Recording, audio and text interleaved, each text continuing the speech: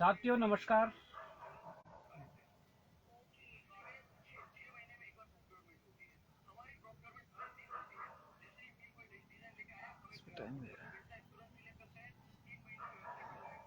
साथियों नमस्कार। जैसा कि मैंने आपको अभी अपडेट डाला था कि मैं आपके बीच लाइव आऊँगा। सबसे पहले तो आप देख सकते हैं कि अभी हम धरना स्थल पे ये आग ताप रहे हैं और ये संघर्षों के दिन।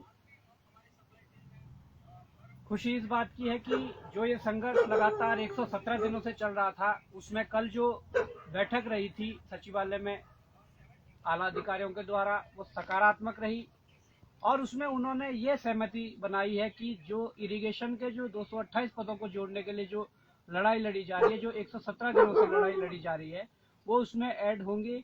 वो पद ऐड होंगे। कितने पद ऐड होंगे वो अभी जब तक कोई ऑफिशियल लेटर नहीं निकला तब तक कोई उसमें कह नहीं सकते कि कितने ऐड होंगे, पर यह सहमति जरूर बनी है कि वो ऐड होंगे। तो मैं सबको ही बधाई देना चाहूंगा कि आप लोगों की जो ये मुहिम 117 दिनों से चल रही है, ये कामयाब हो रही है।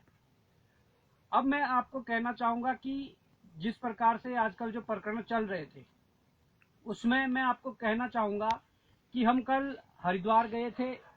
हरिद्वार जाकर हमारी एक मुलाकात जो एसआईटी जो गठित की गई है वहां पर हम गए रोशनाबाद में, और एसआईटी की निगरानी के लिए जो रखे गए हैं अधिकारी, आईपीएस अधिकारी श्री अजय सिंह जी, जिन्होंने एसटीएफ में भी पहले काम किया था और अब एसआईटी उनकी निगरानी में काम कर रही है, उनसे हमारी मुलाकात हुई। और वहीं पर जो आईपीएस जो मैडम है, वो भी वहां पर आई, जो एसआईटी की हेड है, उनसे भी मुलाकात हुई। और उस मुलाकात में 1-1.5 घंटे की मुलाकात में काफ़ी चीज़ें हमने डिस्कस की कि किस प्रकार से चीज़ें होनी चाहिए और किस प्रकार की चीज़ें हमारे पास सूचनाएं जो है। उसके बाद जो हमारी मीटिंग आयोग से हुई, आयोग में आयोग के अध्यक्ष थे, आयोग का पूरा पैनल था, वहाँ के सचिव थे, परीक्षा नियंत्रक थे, जितने भी आयोग के जो कर्मचारी है उनके साथ बैठक हुई। और उस बैठक में ही जो एसआईटी की निगरानी कर रहे हैं अजय सिंह जी, वो भी वहाँ पर मौजूद रहे। काफी लंबी मीटिंग चली और उस मीटिंग में क्या क्या हुआ वो मैं आप लोगों को अवगत करा देना चाहता हूँ। सबसे पहले मैं ये कहना चाहता हूँ कि जो एसआईटी बनाई गई है उसकी निगरानी अजय सिंह जी कर रहे हैं। उन्होंने एसटीएफ में पहले काम किया था, बहुत अच्छी तरीके से यूकेसीसी वाले मैटर को खोला था। अब मैं बात करता हूँ यहाँ पर कि वहाँ पर बातें क्या क्या हुई। हम वहाँ पर गए तो हमने उन्हें कहा कि हम एक प्रतिनिधि के तौर पर यहाँ आए हैं, उन छात्रों का प्रतिनिधित्व हम कर रहे हैं, उनके ओर से हम यहाँ पर आए हैं। हम जो भी चीज़ें कहेंगे या जो भी बोलेंगे उस पर आप गौर कीजिएगा। और आयोग के अध्यक्ष ने भी और एसआईटी के जो निगरानी वाले अधिकारी हैं उन्होंने भी इस पर गौर किया है। सबसे पहले बात आती है पुलिस भर्ती की। हमारे पास पुलिस भर्ती के संबंध में कुछ ऐसे साक्ष्य हाथ लगे थे जिन साक्ष्यों को हमने एसआईटी को देना उचित समझा, हमने आयोग को देना उचित समझा। तो पुलिस भर्ती के जो साक्ष्य थे जो हमारे पास पहुंचे थे वो हम एसआईटी को दे आए, वो हम आयोग को दे आए। उसके उपरांत जो पुलिस भर्ती के जो अन्य साक्ष्य हैं वो कहीं हमारे मित्रों के पास है। कल मौसम खराब होने की वजह से उन्हें वहां नहीं बुला पाए। मुझे लगता है कि वो सोमवार तक वो साक्ष्य एसआईटी को उपलब्ध करवा देंगे, परंतु उसमें जो हमने साक्ष्य दिए हैं उस पर एसआईटी ने गौर किया है। और उसके बाद जो एसआईटी के बाद जो हमारी बैठक आयोग के साथ हुई, उस बैठक में पुलिस कांस्टेबल के जो साक्ष्य थे उस आधार पर आयोग ने यह निर्णय लिया है कि ये साक्ष्य जो है इस पर जांच होगी और जब तक जांच होती है तब तक इस पर कोई आगे कार्रवाई नहीं होगी। कई लोगों का संशय बना हुआ था कि इसका रिजल्ट निकलने वाला है, तो ये स्पष्ट आयोग के अध्यक्ष ने कर दिया है कि तब तक इसका रिजल्ट नहीं निकलेगा जब तक अब इसकी जांच नहीं होगी। उसमें जांच होना जरूरी है क्योंकि जो चीजें हाथ लगी है वो बड़ी गंभीर चीजें हैं।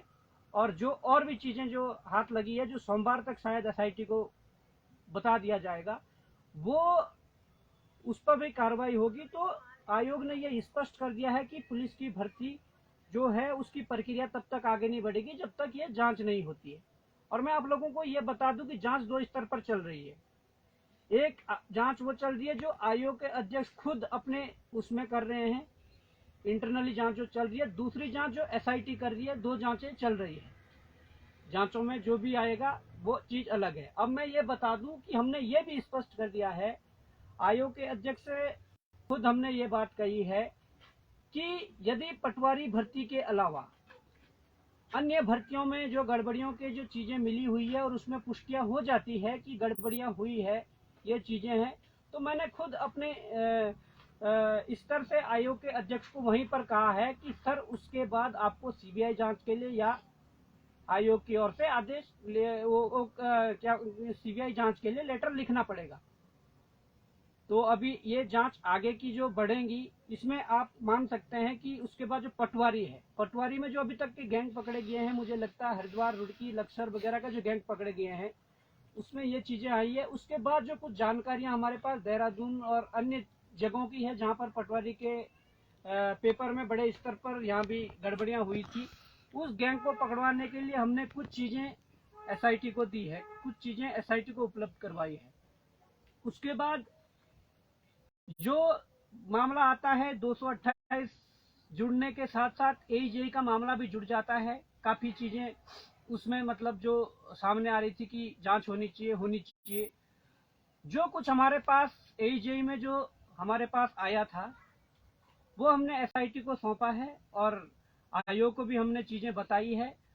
उसके बाद आयोग के अध्यक्ष ने और एसआईटी के जो निगरानी वाले अधिकारी हैं, उन्होंने ये कहा कि एजेई में जांच होगी, परंतु हमने ये भी साथ में स्पष्ट कर दिया कि एजेई में जांच होगी, परंतु जो भी जांच होगी आप त्वरित कार्रवाई करते हुए इन पे जांच करिए। जो भी कुछ जांच के बाद होता है वो डिसीजन आप जल्दी ले लीजिए, ये हमने वहां पर बात रखी है। उसके बाद पीसीएस का जो बात हुई थी कि पेपर में सील वगैरह नहीं लगी थी, वो भी बात हमने रखी है और उसमें उन्होंने एक पूरा सेट लॉकर से निकाल के हमारे सामने लाए हैं कि जो सील का जो प्रकरण है वो अलग अलग प्रकार की सील होती है। एक जो पन्नी के अंदर जो कॉपियां आती है वो भी उन्होंने लाई थी, परंतु इसके लिए मैं ये फिर से कह सकता हूँ, या मैंने वहां भी ये कह के आया हूँ कि हम दोबारा आएंगे। पीसीएस का जो एक्सपर्ट पैनल जो हमारा होगा, जो पीसीएस के छात्र हैं वो हमारे साथ चलेंगे, आयोग के सामने बात रखेंगे कि क्या क्या दिक्कतें आई थी, उनको हम साथ ले जाने के लिए तैयार है अगले मीटिंग के लिए। उसके उपरांत हमने ये भी बातें रखी कि ग्रुप सी के जितने भी एग्जाम होते हैं और जिसमें आप लोग इंटरव्यू लेते हैं, उन इंटरव्यू को समाप्त करने की हमने बात की है, जिसमें कि आयोग के अध्यक्ष ने ये कहा है कि वास्तव में अगर पूरे देश में ग्रुप सी में इंटरव्यू खत्म हुए हैं तो हम भी ये रणनीति अपना रहे हैं या ये नीति हम बनाना चाह रहे हैं कि ग्रुप सी में इंटरव्यू खत्म हो। और सबसे बड़ी जो बात आती है इसमें नकल रोधी कानून। हमने आयोग के अध्यक्ष को कहा कि आप जब तक नकल रोधी कानून नहीं आ जाता आप भर्ती प्रक्रियाओं को आगे मत बढ़ाइए। अच्छी बात यह रही कि उन्होंने जहां पर जो गड़बड़ियां हुई थी, जहां से चतुर्वेदी पकड़े गए या जहां पर वो चीजें रखी गई थी, उस कमरे को सील कर दिया गया है एसआईटी के द्वारा और एक नया जो अब कमरा बनाया है, नए जो लॉकर बनाए हैं वो अलग हटकर बनाए गए हैं और उसमें जो आगे की प्रक्रिया है उसमें पूरा पैनल बदला गया है। अभी तक उस पैनल के माध्यम से आगे की जो चीजें होंगी, जो पेपर बनाए जाएंगे वो अलग पैनल चेंज कर दिया है, जो पेपर छपेंगे वो अलग पैनल चेंज कर दिया है, ये वहां पर हमें बताया गया है। उसके बाद हमने एपीआई जो स्कोर असिस्टेंट प्रोफेसर की बात है वो भी हमने रखी है कि अगर आयोग में लिखित परीक्षाओं में इतनी बड़ी धांधली हो रही थी तो ना जाने जो एपीआई स्कोर के माध्यम से आप इंटरव्यू के आधार पर जो सिलेक्शन आप दे रहे हैं असिस्टेंट प्रोफेसर में, उसमें कितनी बड़ी गड़बड़ियां होगी, ये बात हमने रखी है। और ये बात खुद अध्यक्ष लोक सेवा आयोग जी ने एक्सेप्ट की है कि वास्तव में ये जो है इस पे एक सोचने विषय है और इस पर सोचेंगे कि क्या करना चाहिए। उन्होंने तो कहा कि यूजीसी की जो गाइडलाइन है उस आधार पे ही हो रही है, परंतु हमने ये बात कही कि अगर कोई रास्ता निकल सकता है एपीआई वाले में तो जरूर कुछ ना कुछ रास्ता निकालना चाहिए, क्योंकि ये बात पुष्टि हो चुकी है कि आयोग में जो गड़बड़ी हुई थी, लिखित परीक्षा में जो गड़बड़ी हुई थी, तो उसके बाद साक्षात्कार में गड़बड़ी ना होगी इसकी कोई गारंटी नहीं है। तो ये बात मैंने आपको कह दी कि हमने सारी बातें जो रखी है वहां पर हमने ये बात रखी है कि गड़बड़ियां यदि ज़्यादा मिलती है तो उस आधार पर डिसीजन लिए जाएं, क्योंकि वास्तव में पुलिस पटवारी का जो हुआ है उसमें तो चीज़ें सामने आई है, हमने सारे पैनल के सामने ये बात रखी है, पर हमें जहां पर लगा कि कुछ चीज़ें हमें ऐसी शेयर करनी चाहिए जो वहां पर आयोग के जो मुखिया हैं उनके साथ शेयर करनी चाहिए, तो उसके बाद हमने पूरे पैनल को बाहर भेजकर वहां पर अध्यक्ष और अजय सिंह जी जो थे उनके साथ अलग से वार्ता की। जो हमें डाउट था आयोग के अंदर, क्योंकि ऐसा तो नहीं है कि चतुर्वेदी ही एक वहां पर एक ऐसा वो होगा कि जिसने गड़बड़ियां की है, आयोग के अंदर वास्ते होंगे, कोई और भी होंगे, तो हमने जो हमें डाउट था वो हमने वहां पर चीजें रखी है और उन्होंने फिलहाल आश्वस्त किया है कि हम कार्रवाई करेंगे और अच्छे तरीके से उस पर कार्रवाई करेंगे। तो ये उनका कहना है। बाकी मैं ये कहना चाहता हूं कि कोई किसी की भी कोई शिकायत हो, वो मैंने ऑप्शन अभी खुले रखे हुए हैं। मैं खुद कह चुका हूं कि अभी 2-3 दिन के अंदर, 3-4 दिन के अंदर पूरी फाइलिंग करके हम जो लाएंगे अपना, वो आयोग को भी देंगे और एसआईटी को भी देंगे। तो आप लोग जो भी चाहते हो, इसमें आप लोग को कुछ भी चाहते हैं, आप लोग तैयार रहिए, आप लोग हमें चीजें दीजिए, या जो वहां पर जाना चाहता है हमारे साथ डेलीगेशन में, या वो चाहता है कि मैं कुछ ऐसी बात करना चाहता हूं आयोग से जो कि वहां पर गलत हो रहा है और यहाँ पर हमें इंसाफ नहीं मिल रहा है, इस प्रकार की जो चीजें आप कुछ कहना चाहते हैं वो आप तैयार रहिए। जैसे मैंने कहा था कि पीसीएस का जो पैनल है, जो अलग से जो हमारे छात्र हैं पीसीएस जो दे रहे हैं, उनको कोई ऐसा अगर डाउट है तो आप 2-3 लड़के साथ में चलकर आप वहां पर बात कर सकते हैं। असिस्टेंट प्रोफेसर वाले जो एपीआई स्कोर वाले, वो वहां पर जाकर साथ में बात कर सकते हैं, क्योंकि जब तक हम वार्ता करेंगे नहीं, कुछ ना कुछ समाधान निकालना पड़ेगा। और आयोग के अध्यक्ष का यह भी कहना है कि सबसे बड़ी बात हमने ये कही कि आयोग ने विश्वसनीयता खोई है, इसमें कोई दो राय नहीं है। अब आयोग को अपनी विश्वसनीयता बढ़ाने के लिए, या बच्चों में जो विश्वसनीयता खत्म हुई है उन बच्चों में फिर अपने आप को विश्वास जगाने के लिए आपको कुछ ऐसे कदम उठाने पड़ेंगे जिससे कि बच्चों में ये विश्वास जागे कि वास्तव में फिर से आयोग खड़ा होगा और दोबारा ये परीक्षा करवाएंगे। इस प्रकार के कदम उठाने के लिए आयोग को हमने कहा है। अब आयोग क्या कहता है इसके आगे और बच्चे क्या कहते हैं, ये 2 पॉइंट अलग अलग हो जाते हैं। इसके लिए हम 2-3 दिन का टाइम बीच में लेंगे। आप सभी छात्रों से, बेरोजगारों से, सबसे ये रिक्वेस्ट करते हैं कि जो भी सुझाव जो भी वो होंगे आप दीजिए, और जो स्पेशल कुछ कहना चाहता है, स्पेशल कुछ देना चाहता है, आयोग चलना चाहता है, वो भी अपनी बात रखें और आगे की कार्रवाई हम वहां जाकर एसआईटी के पास भी जो है उनसे भी वार्ता करेंगे, आयोग से भी वार्ता करेंगे। ये फिलहाल जो चीजें हुई है, तो मैं यही कहना चाहूंगा कि यही फिलहाल ये जो वार्ता रही है, इतनी वार्ता, अभी पुलिस की जांच होगी, तब तक रिजल्ट जारी नहीं होगा। और एजेई में जो कुछ साक्ष्य थे वो उन्हें उपलब्ध करवाए हैं और उस आधार पर उसमें जांच होगी। पर आयोग से यही निवेदन है कि जो भी जांच हो जल्दी हो।